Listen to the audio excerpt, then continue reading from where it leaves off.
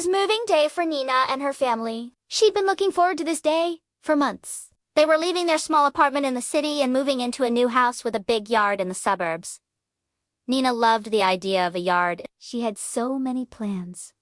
She would plant flowers and vegetables. She would build a tree house with her brother. She would have picnics with her friends under the big oak tree. But when the moving van arrived, Nina saw that the yard wasn't very big. It was full of weeds, and there wasn't a single tree. And then she saw something else. It was a small, weathered sign that said, "Beware of dog." Then she heard something. There was a small bark.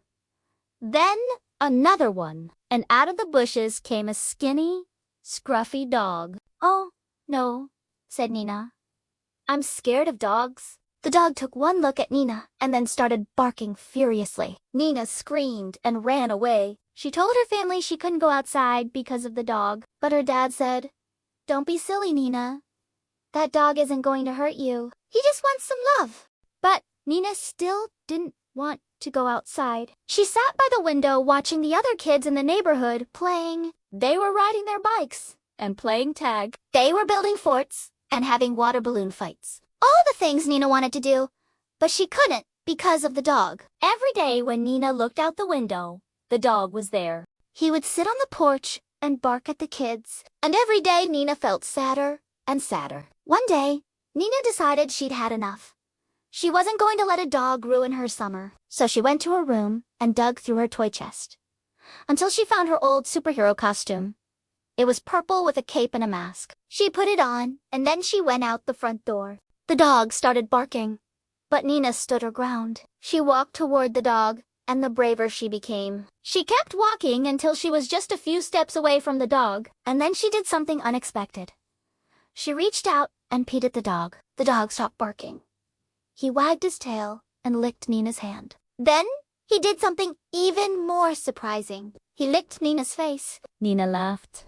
The dog was really just a big puppy. After the dog stopped licking her, Nina knelt down and asked him, "What's your name?" The dog barked twice, and Nina thought that maybe he was saying, "Bark, bark." "My name is Rex," so she called him Rex. And from that day on, Rex was Nina's dog. They played fetch and hide and seek. He showed her where he buried his bone and she scratched his ears. He wasn't a big dog, but he was the best dog for Nina. And as the summer went on, Nina's yard didn't seem so small and her house didn't seem so new. It was her home, and it was filled with all the things that made her happy, like her new friend, Rex. One day, Nina and Rex were playing in the yard. Nina was kicking a soccer ball and Rex was trying to catch it. "Good boy, Rex," Nina said. "You're the best dog in the whole world." Rex wagged his tail and barked happily. He loved Nina. He loved playing with her. He loved being her dog. And as they played, Nina knew that she had made the right choice. She could have been scared of Rex or angry at him for barking at her, but instead, she had chosen to be brave and kind. And because she now had a friend who loved her more than anything in the world. The end.